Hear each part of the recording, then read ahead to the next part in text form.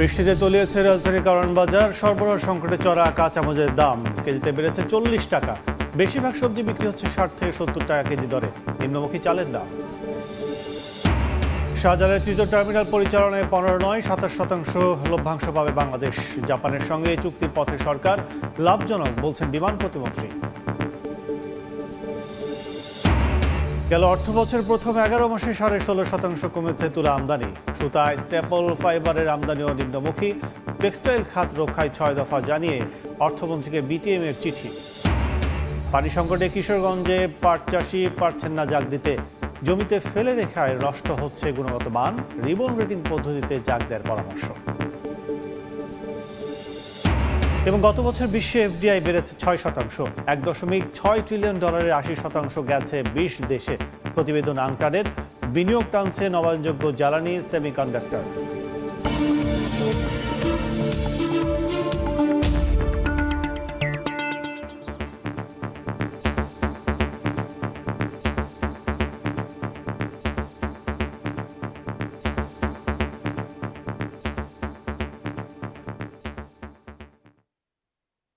দেখছিলেন শিরোনাম। আমন্ত্রণ জানাচ্ছি দেশ ও দেশের বাইরের অর্থ বাণিজ্যের নানা খবর নিয়ে আমাদের নিয়মিত আয়োজন এ সময় বাণিজ্যে। আপনাদের সঙ্গে আছি আমি কাজল আব্দুল্লাহ। টানা বৃষ্টিতে তলিয়ে গেছে রাজধানীর কারওয়ান বাজার। এতে ভোগান্তিতে পড়েছেন ক্রেতা বিক্রেতারা। এমন অবস্থায় সরবরাহ সংকটে বেড়েছে কাঁচামরিচের দাম। কেজিতে 40 টাকা বেড়ে বিক্রি হচ্ছে 120 টাকায়। তবে স্বাভাবিক রয়েছে সবজির দাম। পটল 30 থেকে 40, ঢেঁড়স 60, কাঁকরোল কেজি বিক্রি হচ্ছে 70 টাকায়। স্থিতিশীল রয়েছে পেঁয়াজ ও আলুর দাম। তবে নিম্নমুখী রয়েছে চালের দর। কেজিতে 1 থেকে 2 টাকা কমেছে সব ধরনের চালের দাম। অপরিবর্তিত রয়েছে ব্রয়লার আর সোনালী মুরগির বাজারও।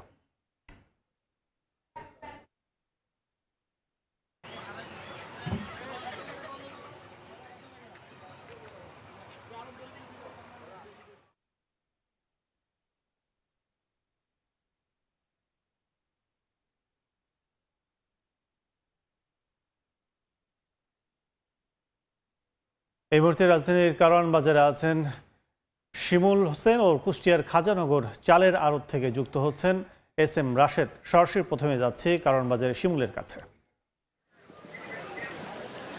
তীব্র বৃষ্টিতে নাজুক অবস্থা কারওয়ান বাজারের সবজি বাজারের। দেখতেই পাচ্ছেন এখানে প্রায় হাঁটু পানি জমে গেছে। আর হাঁটু পানিতে কারওয়ান বাজারের সবজির যে ঝুড়িগুলো রয়েছে সেই ঝুড়িগুলো থেকে সবজিগুলো ভেসে ভেসে উঠেছে। একটু যদি সবজি বাজারের চিত্র বলি, যে দামের বিষয়টা যদি বলি, কাঁচা মরিচের দাম কেজি প্রতি প্রায় 100 থেকে 120 টাকা বিক্রি হচ্ছে। এছাড়া যেই সব সবজি রয়েছে সরবরাহ কম থাকলেও বিক্রেতারা বলছেন যে বাজার কিছুটা স্বাভাবিক রয়েছে। প্রায় 40 থেকে 50 টাকার মধ্যেই পটল থেকে শুরু করে সব রকমের সবজিই পাওয়া যাচ্ছে। এছাড়া পোলট্রি মুরগির কথা যদি একটু বলি, বাজার গত সপ্তাহে যাচ্ছিল সেই তুলনায় এই সপ্তাহেও একই রকম রয়েছে। তবে পেঁয়াজের দাম বাড়ার কথা হলেও এই সপ্তাহ স্থিতিশীল অবস্থায় রয়েছে। তবে একটু দাম বেড়েছে মাছের বাজারে কেজি প্রতি প্রায় 50 টাকা 20 থেকে 50 টাকা পর্যন্ত দাম বেড়েছে। তবে সব থেকে যেই ভোগান্তি দেখা যাচ্ছে সেটা হচ্ছে ক্রেতাদের উপস্থিতি একেবারেই নেই। কারওয়ান বাজারের সবজি বাজার থেকে শুরু করে সবগুলো বাজারে প্রায় হাঁটু পর্যন্ত পানি জমে গেছে এবং প্রচণ্ড পরিমাণে বৃষ্টি, এবং এই বৃষ্টিতে ক্রেতাদের দুর্ভোগ ক্রেতা বিক্রেতাদের দুর্ভোগের চিত্র সব থেকে বেশি লক্ষণীয় পর্যায়ে এসেছে। ক্রেতাদের উপস্থিতি বাজারে একেবারেই কম। একদিকে ছুটির সকাল, ছুটির দিনে ক্রেতাদের উপস্থিতি একটু বেশি লক্ষ্য করা যায়, বা বিক্রেতারা বেশি আশা করেন যে ছুটির দিনে একটু ক্রেতাদের উপস্থিতি বেশি থাকবে, কিন্তু সেই তুলনায় আজকের বাজারটায় একেবারে ক্রেতা কম লক্ষ্য করা যাচ্ছে। আর সবজি বাজার, কাঁচা বাজার সবগুলোই বাজার মোটামুটি স্থিতিশীল রয়েছে। তবে মুদি বাজারেও আমরা গিয়েছিলাম, সেখানেও দেখেছি যে বাজার একই রকম রয়েছে। চালের বাজারের কথা যদি বলি, চাল কেজি প্রতি 1 থেকে 2 টাকা দর সিদ্ধ চালের দাম কমেছে। তবে পোলাওয়ের চালের দাম কিন্তু আকাশ ছোঁয়া বাড়ছে। প্রতি কেজি প্রায় এখন বিক্রি হচ্ছে 120 থেকে 160 টাকা, যা গত সপ্তাহে সেই তুলনায় অনেক কম ছিল। প্রায় 20 থেকে 30 টাকা কেজি প্রতি কমে গত সপ্তাহে পাওয়া গেছে এবং এই সপ্তাহে অনেক বেশি দাম। মাছের বাজারে রুই মাছ বিক্রি হচ্ছে 350 থেকে 420 টাকা কেজি দরে, কাতলা মাছ বিক্রি হচ্ছে 380 থেকে 420 টাকা কেজি দরে, এবং এছাড়া আরও যেসব বাজার রয়েছে সেসব বাজারগুলোতে সবগুলো বাজারে আমরা ক্রেতার উপস্থিতি একেবারেই কম লক্ষ্য করছি। বৃষ্টির কারণে, প্রচণ্ড বৃষ্টির কারণে ক্রেতাদের এই ভোগান্তি সৃষ্টি হয়েছে। রাস্তা পারাপারেও সমস্যা হচ্ছে যাত্রীদের, ক্রেতাদের। প্রায় হাঁটু পরিমাণ পানি জমে গেছে এই সবজি বাজারটাই, প্রচণ্ড ভোগান্তিতে রয়েছে ক্রেতা। আর বিক্রেতারা বলছেন যে এই বৃষ্টির কারণেই এই ধরনের এত কম পরিমাণে ক্রেতার উপস্থিতি লক্ষ্য করা যাচ্ছে বাজারে। তারা কিছুটা হতাশ। বিক্রেতারা বলছেন যে সবজির বাজারে সরবরাহ একটু কম রয়েছে। গত সপ্তাহে সবজির সরবরাহ অনেক বেশি থাকলেও এই সপ্তাহে সবজির সরবরাহ বাজারে কম পেলেও দাম কিন্তু স্থিতিশীল পরিমাণেই রয়েছে। তো এই ছিল আমার কাছে সবশেষ। কুষ্টিয়া থেকে যুক্ত হবেন SM রাশেদ।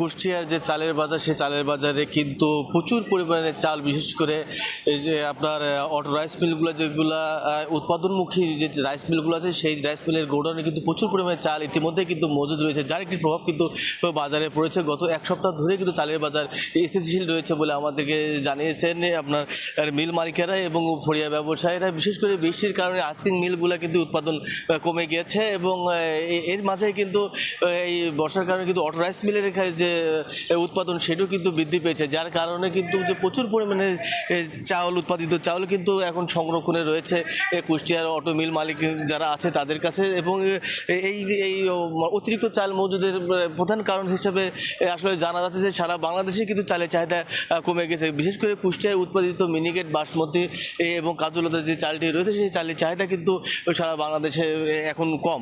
তবে এখানে মিল মালিকরা যেটা আমাদেরকে বলছেন যে এখন পর্যন্ত যদি এই বাজারটা যদি এভাবেই থাকে তাহলে আসলে তারা লোকসানের মুখে পড়বে, কারণ প্রতিটি চালে কিন্তু এখন নিম্নমুখী বলে আমরা জানতে পেরেছি এখানে চালের বাজার থেকে। তবে এখানে যারা মিল মালিক যারা আছে তারা আরেকটি বিষয় বলছে যে এখন চারিদিকে আসলে প্রচুর পরিমাণে বৃষ্টি হচ্ছে, পানি হচ্ছে, যার কারণে কিন্তু তাদের ধান যেমন আসতেও সমস্যা হচ্ছে, তেমন চাল আপনার বিভিন্ন বাজারে ছাড়তেও সমস্যা হচ্ছে। কারণ বিশেষ করে খাজানগরের রাস্তাঘাটগুলো আসলে পর্যাপ্ত পরিমাণে খারাপ রয়েছে বলে আমাদেরকে জানিয়েছেন মিল মালিকেরা। বিশেষ করে যেটি প্রধান সড়কটি রয়েছে এই সড়কটা কিন্তু বেহাল দশা। তবে এই বেহাল দশার কারণে কিন্তু সামনে হয়তো চালের বাজার বাড়তে পারে বলে আমাদেরকে জানিয়েছেন, কারণ এখন যদি এই চাল তারা বাজারে ছাড়ে তবে এই ভাড়া বৃদ্ধি পেয়েছে এই পরিবহনে, যার কারণে কিন্তু আসলে সামান্য কিন্তু চাল বাড়তে পারে বলে আমাদেরকে জানিয়েছেন মিল মালিকেরা। তবে কুষ্টিয়া জেলা প্রশাসক আমাদেরকে জানিয়েছেন যে ফুড গ্রেন লাইসেন্স অনুসারে যদি কেউ অতিরিক্ত চাল যদি সংরক্ষণ করে তাদের বিরুদ্ধে কিন্তু আইনগত ব্যবস্থা নেবে বলে আমাদেরকে জানিয়েছেন কুষ্টিয়া জেলা প্রশাসক। তবে আজ কিন্তু কুষ্টিয়া বাসমতি চাল 76 টাকা, আপনার মিনিকেট চালটি বিক্রি হয়েছে 67 টাকা এবং কাজলতা চালটি বিক্রি হয়েছে 56 টাকা। তো কুষ্টিয়ার খাজানগর থেকে চালের বাজার নিয়ে এই ছিল আমার কাছে সর্বশেষ। বর্ষায় নিত্যপণ্যের বাজার ও চালের আড়তে খবর জানতে এখন সরাসরি ছিলাম রাজধানীর কারওয়ান বাজার কুষ্টিয়ায়। বিশাল জায়গার পাশাপাশি 22,000 কোটি টাকা বিনিয়োগ করেও আয়ের লভ্যাংশ মিলবে মাত্র 15%।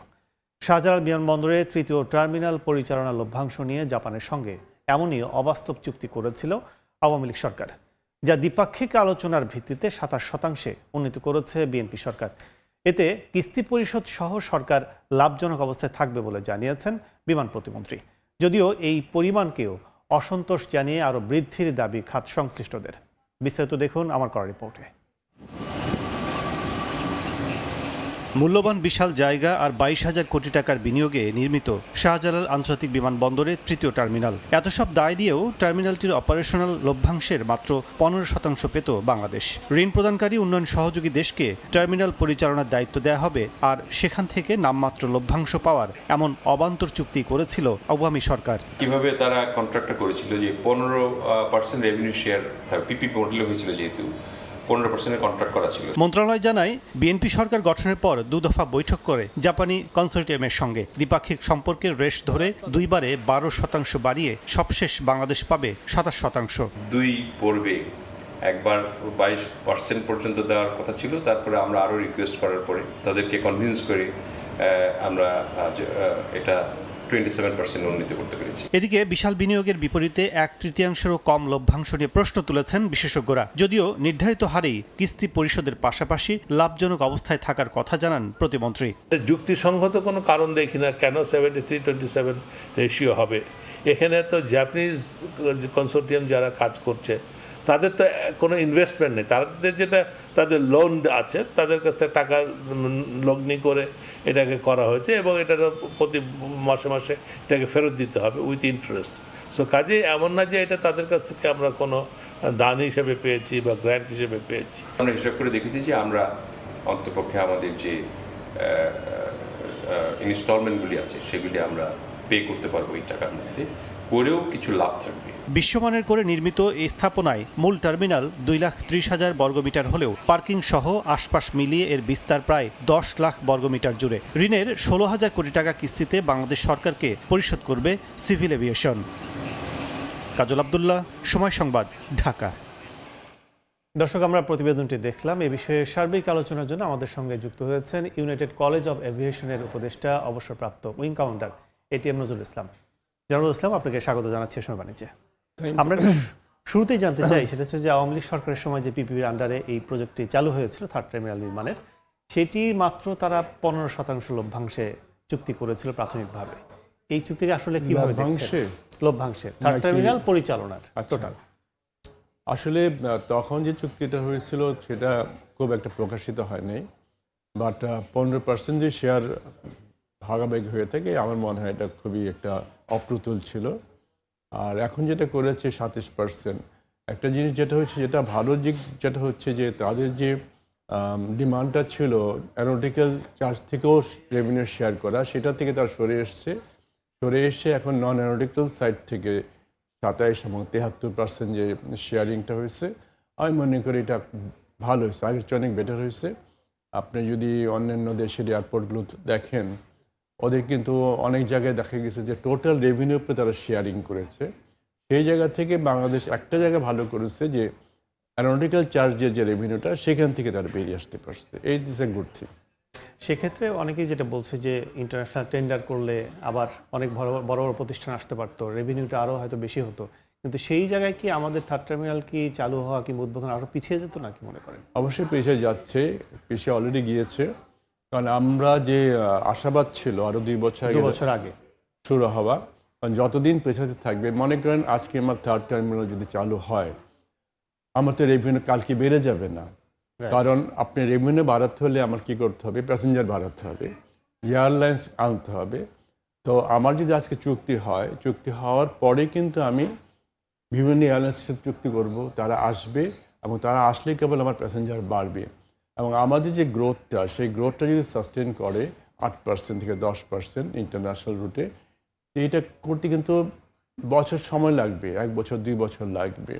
তো সেই সময়টা কিন্তু আমার আর পেছানোর কোনো উপায় আমি দেখি না। কারণ এখন যদি কালকে যদি আমি থার্ড টার্মিনাল অপারেশন শুরু করি, তাহলে কি হবে? আমার রেভিনিউটা কোন জায়গাটা বাড়বে?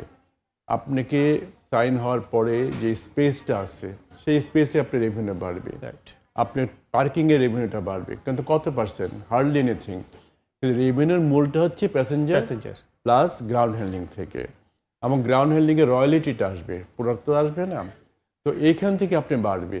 তো এই প্যাসেঞ্জার্স যে বাড়বে সেটা তো সময় দিতে হবে। সো এখন যদি আপনি থার্ড টার্মিনাল ওপেন করেন, সে কিন্তু বর্তমান ফার্স্ট টার্মিনাল এবং সেকেন্ড টার্মিনালের যে আয়টা হচ্ছে সেখানে ভাগ বসাচ্ছে, অর্থাৎ সেই প্যাসেঞ্জারতে কিছু অংশ এখানে আসবে, সেখানে ভাগ বসাচ্ছে। তো টোটাল রেভিনিউ কিন্তু বাড়তেছে না। তো এই জন্য যত দ্রুত সম্ভব তারা এগ্রিমেন্টে যাওয়া উচিত।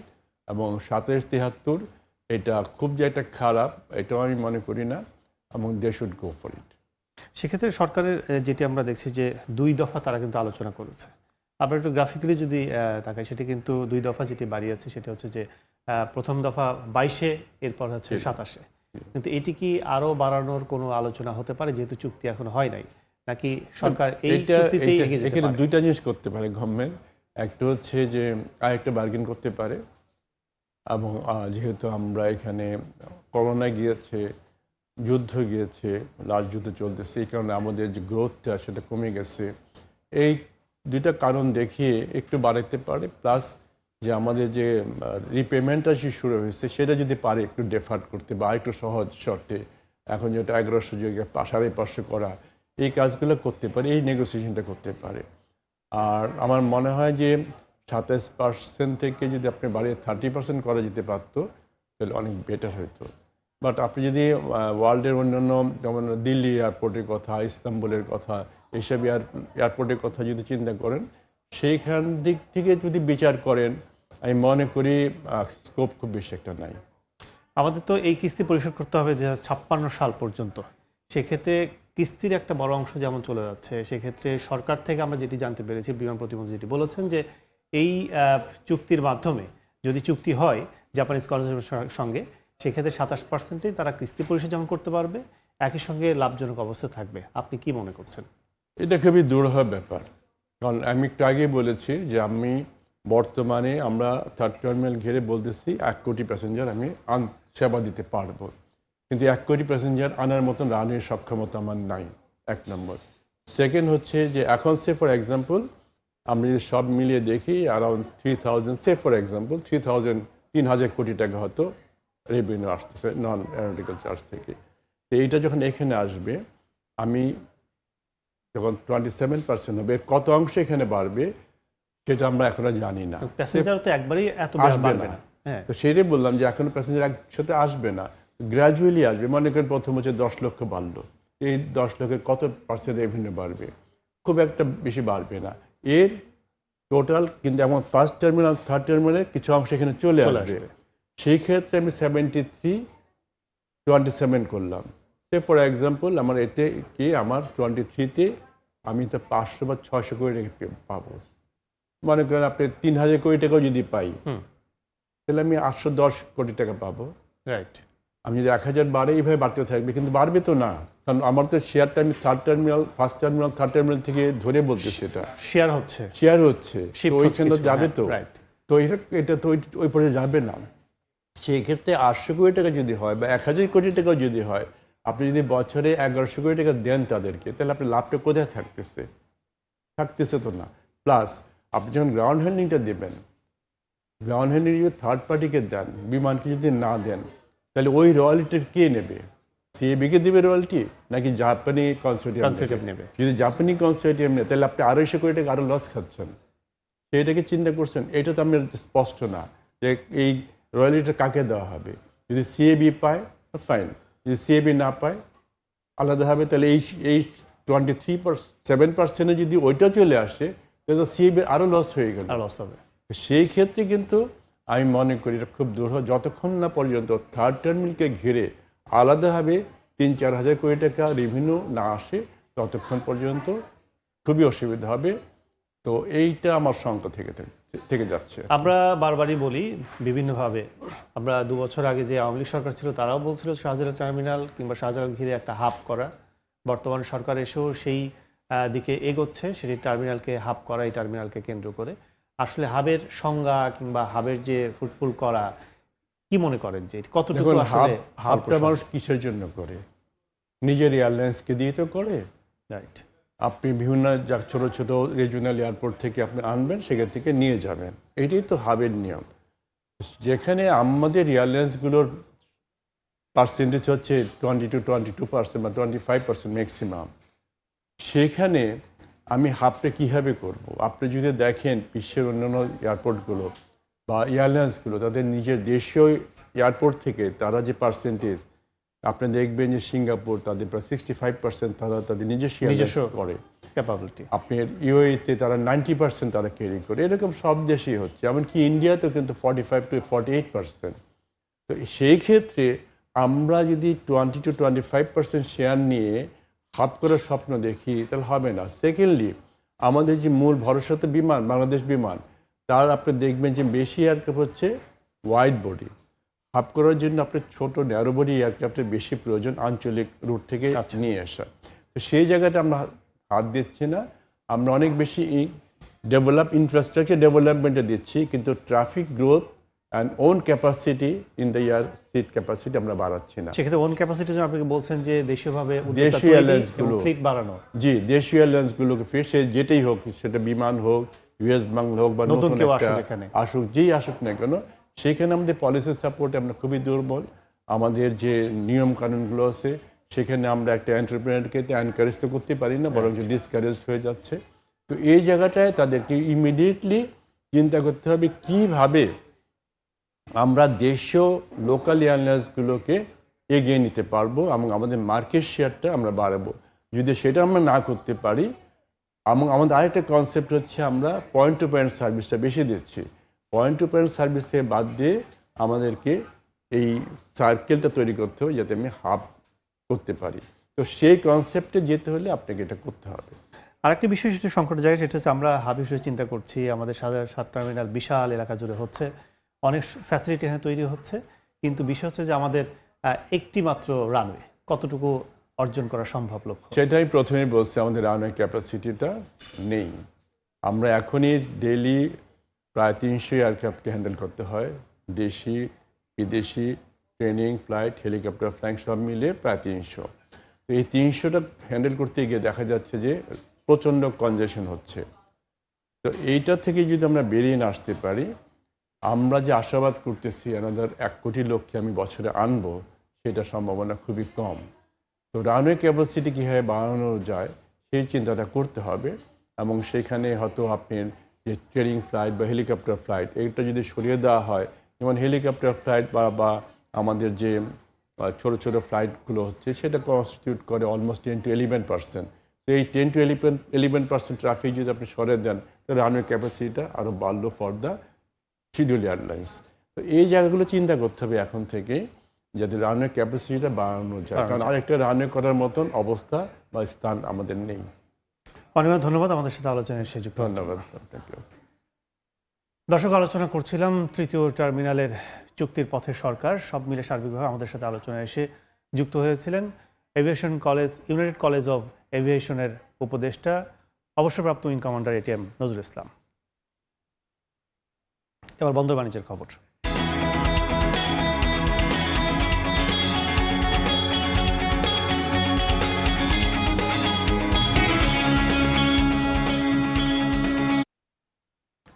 হিলি স্থলবন্দরে দিন দিন কমছে আমদানি বাণিজ্য।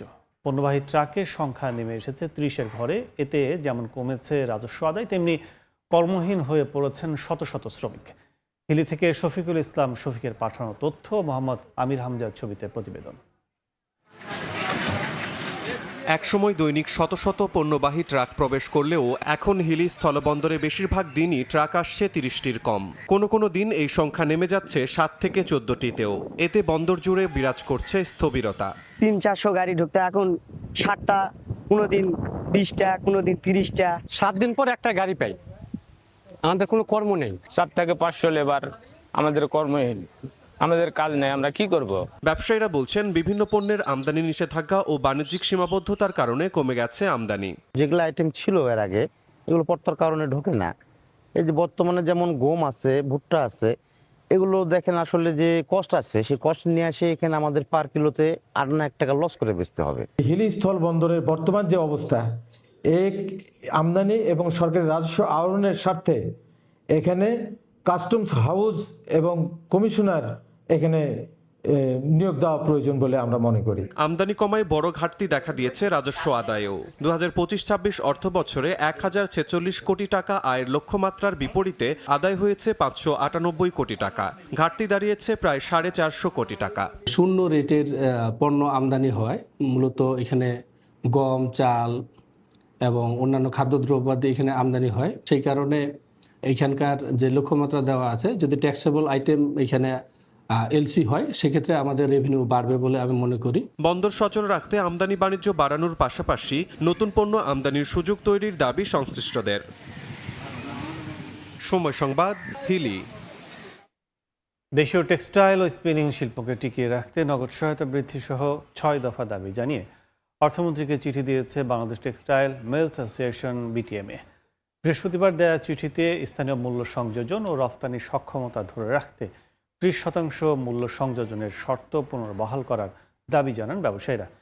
একই সঙ্গে দেশীয় সুতা ব্যবহারে উৎসাহিত করতে তৈরি পোশাক রফতানিকারকদের জন্য নগদ সহায়তা 1.5% থেকে বাড়িয়ে 5% করার প্রস্তাব দিয়েছে সংগঠনটি।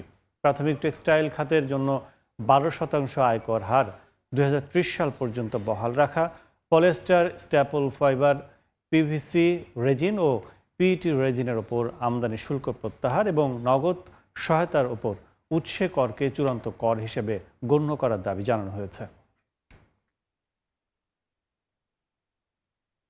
দেখছেন এ সময় বাণিজ্য।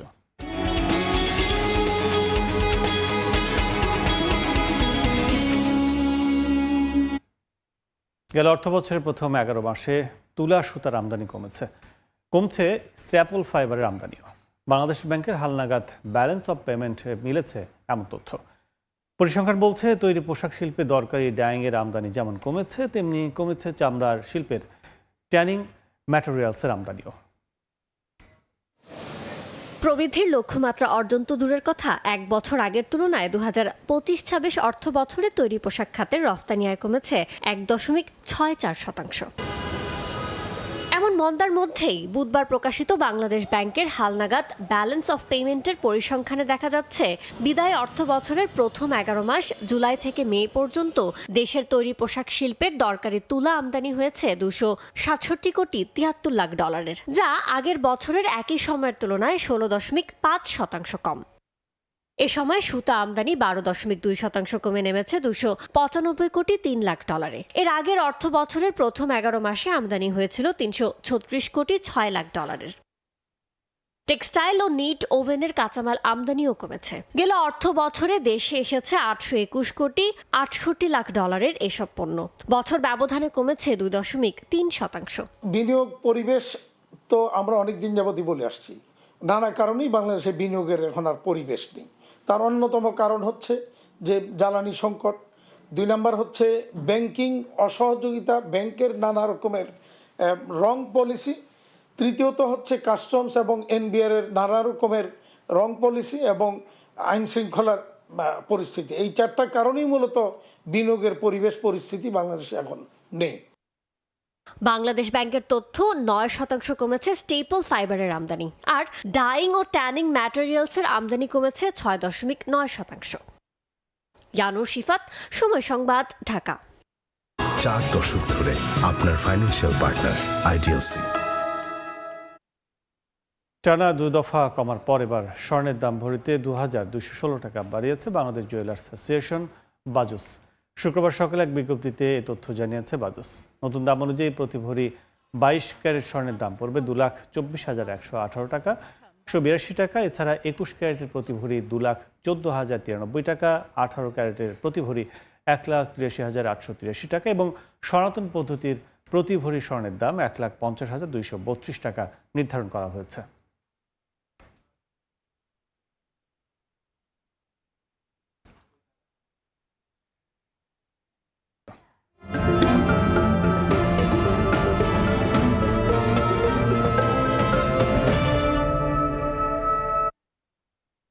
কিশোরগঞ্জে জলাশয়ে পর্যাপ্ত পানি না থাকায় পাট জাগ দিতে পারছেন না কৃষক।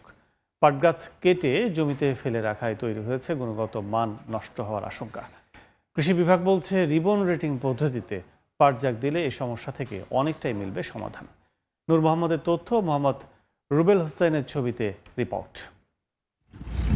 কিশোরগঞ্জের হাওর উপজেলা মোহরকোনা পাট কেটে ফেলে রাখা হয়েছে জমিতেই। বর্ষা মৌসুমেও জলাশয়ে পর্যাপ্ত পানি না থাকায় পাট জাগ দিতে পারছে না কৃষকরা। চাষিরা জানান বর্ষায় নিচু এলাকার নদ নদী, খালবিল ও ডোবায় পানিতে টইটম্বুর থাকে। তবে এবারের পরিস্থিতি সম্পূর্ণ উল্টো। পর্যাপ্ত বৃষ্টিপাত না হয় শুকিয়ে গেছে জলাধার। কম পানিতে কাদামাটি দিয়ে কোনোভাবে জাগ দেওয়া হচ্ছে। এতে পাটের গুণগত মান নষ্ট হয়ে দাম কমে যাওয়ার আশঙ্কা।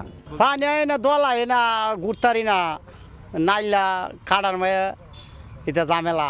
পর্যাপ্ত পরিমাণ পানি নাই, এজন্য পাটটা একটু ভিজে জাগ দিতে সমস্যা হইতেছে আর কি।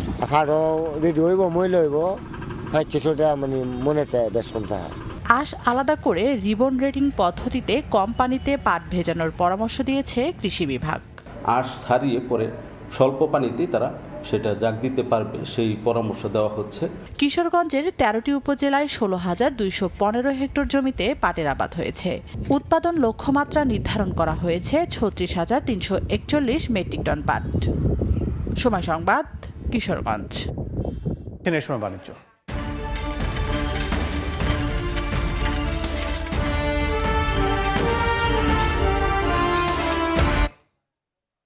আবারও ঘুরে দাঁড়াতে শুরু করেছে ক্রিপ্টো মুদ্রার বাজার। সপ্তাহ ব্যবধানে দাম বেড়েছে বিটকয়েন, ইথার আর বাইন্যান্সের, তবে নিম্নমুখী সোলনার দাম। এক বছরের ব্যবধানে প্রায় অর্ধেক মূল্য হারানোর পর আবারও ঘুরে দাঁড়ানোর ইঙ্গিত দিচ্ছে বিশ্বের সবচেয়ে জনপ্রিয় ক্রিপ্টো মুদ্রা বিটকয়েন। দ্য ট্রেডিং ইকোনমিক্স বলছে শুক্রবার প্রতিটি মুদ্রার দাম বেড়ে দাঁড়িয়েছে $63,822। সপ্তাহ ব্যবধানে বেড়েছে 2% বেশি। চলতি প্রান্তিকের শেষে বিটকয়েনের দাম $64,000 ছাড়িয়ে যেতে পারে বলে আশা বাজার বিশ্লেষকদের। ঊর্ধ্বমুখী আরেক জনপ্রিয় ক্রিপ্টো মুদ্রা ইথারও একদিনে প্রায় 1.5% দাম বেড়ে এক একটি মুদ্রা বেচাকেনা হয়েছে $1,768.92। মাস ব্যবধানে বেড়েছে 5.79%। বাড়ছে বাইন্যান্সের দামও, তবে সপ্তাহ ব্যবধানে নিম্নমুখী সোলানার দাম এক সপ্তাহে 4.32% কমে প্রতিটি মুদ্রা বিক্রি হচ্ছে $78.88। তবে মাস ব্যবধানে বেড়েছে 18%। অন্তরা সেন, সময় সংবাদ। মানুষের মতো কথা বলার রোবট আগেই দেখেছে বিশ্ব, এবার সেই রোবটই বদলে ফেলেছে নিজের চেহারা। মুহূর্তেই ট্রাম্প, মার্ক জাকারবার্গ, আবার কখনো ওবামার মুখ ফুটে উঠেছে একটি হিউম্যানয়েড রোবটে। সুইজারল্যান্ডের জেনেভায় আয়োজিত এআই ফর গুড গ্লোবাল সামিটে সবচেয়ে বেশি নজর কেড়েছে এই রোবট। এক মুহূর্ত আগেই ছিল সাধারণ একটি রোবট, চোখের পলকেই হয়ে গেল ডোনাল্ড ট্রাম্প। আবার কয়েক সেকেন্ডের মধ্যেই সেই মুখে ফুটে উঠল মার্ক জাকারবার্গের চেহারা, এরপরই বারাক ওবামা। যেন মুহূর্তেই বদলে যাচ্ছে পরিচয়, বদলে যাচ্ছে চেহারা, কিন্তু বদলাচ্ছে না একটি বিষয়, সে মানুষ নয় বরং একটি রোবট। জেনেভা ভিত্তিক স্টার্টআপ আরবি ল্যাবসের তৈরি রবার্ট দ্য রোবটের মুখ আসলে একটি ডিজিটাল স্ক্রিন।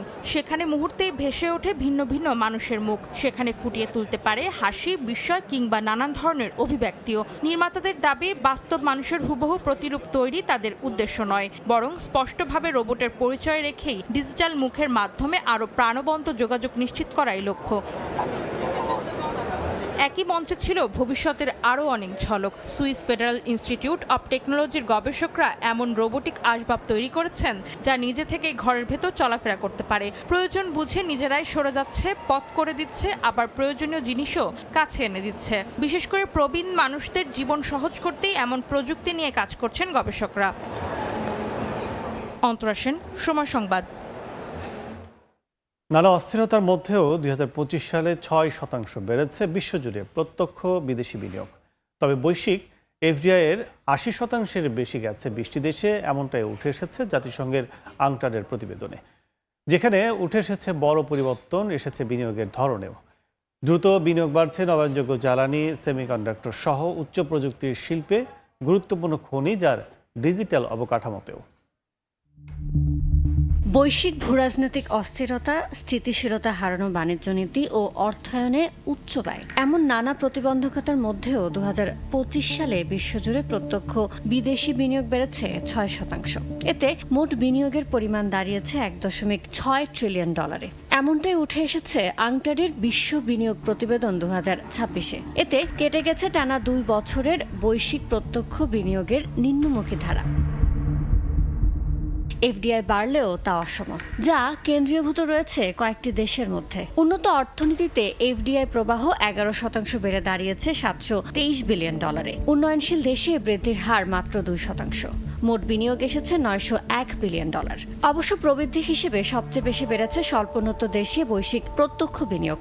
এসব দেশে বছর ব্যবধানে 21% বেড়ে মোট বিনিয়োগ এসেছে $43 বিলিয়ন। এতে আরও স্পষ্ট হয়েছে বৈশ্বিক বিনিয়োগ বৈষম্য। প্রতিবেদনে বলা হয়েছে, বিশ্বের শীর্ষ 20টি বিনিয়োগ গ্রহণকারী অর্থনীতি বৈশ্বিক এফডিআই-এর 80%-এরও বেশি আকর্ষণ করেছে। বড় পরিবর্তন এসেছে বিনিয়োগের ধরনেও। দ্রুত বিনিয়োগ বাড়ছে নবায়নযোগ্য জ্বালানি, ডিজিটাল অবকাঠামো, সেমিকন্ডাক্টর, গুরুত্বপূর্ণ খনিজ ও উচ্চ প্রযুক্তি শিল্পে। 2020 সালে গ্রিনফিল্ড প্রকল্পের মোট মূল্যের 16% ছিল এসব খাতে। 2025 সালে তা বেড়ে দাঁড়িয়েছে 44%। সংস্থাটি বলছে উন্নয়নশীল দেশগুলোর জন্য বিনিয়োগের প্রভাব এখনও অসম। শুধু বিনিয়োগের পরিমাণ নয়, বরং কোথায় বিনিয়োগ হচ্ছে, কী ধরনের অবকাঠামো বা উৎপাদন সক্ষমতা তৈরি হচ্ছে এবং সে বিনিয়োগ থেকে কারা উপকৃত হচ্ছে, এসব বিষয়ই এখন বেশি গুরুত্বপূর্ণ। তাই জাতীয় অগ্রাধিকার ও কৌশলগত খাতগুলোতে বিনিয়োগ আকর্ষণ করতে নীতিগতভাবে বিনিয়োগের দিক নির্দেশনা দেওয়ার পরামর্শ সংস্থাটির। ইয়ানুর শিফাত, সময় সংবাদ। এরপর যে শীর্ষ সংবাদগুলো জানিয়ে দিচ্ছে আরেকবার। বৃষ্টিতে তলিয়েছে রাজধানীর কারওয়ান বাজার। সরবরাহ সংকটে চড়া কাঁচা মরিচের দাম কেজিতে বেড়েছে 40 টাকা। বেশিরভাগ সবজি বিক্রি হচ্ছে 60 থেকে 70 টাকা কেজি দরে। নিম্নমুখী চালের দাম। শাহজালালের তৃতীয় টার্মিনাল পরিচালনায় 15 নয় 27% লভ্যাংশ পাবে বাংলাদেশ। জাপানের সঙ্গে চুক্তির পথে সরকার, লাভজনক বলছেন বিমান প্রতিমন্ত্রী। এবং গেল অর্থ বছর প্রথম 11 মাসে 16.5% কমেছে তুলা আমদানি। সুতায় স্ট্যাপল ফাইবারের আমদানিও নিম্নমুখী। টেক্সটাইল খাত রক্ষায় 6 দফা জানিয়ে অর্থমন্ত্রীকে বিটিএম এর চিঠি।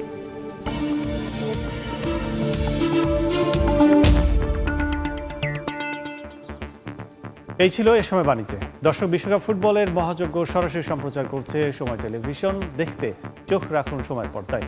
এরপর দুপুর 12টার সময় সংবাদের সঙ্গে থাকবেন তাজমিলা খান। ধন্যবাদ কাজল।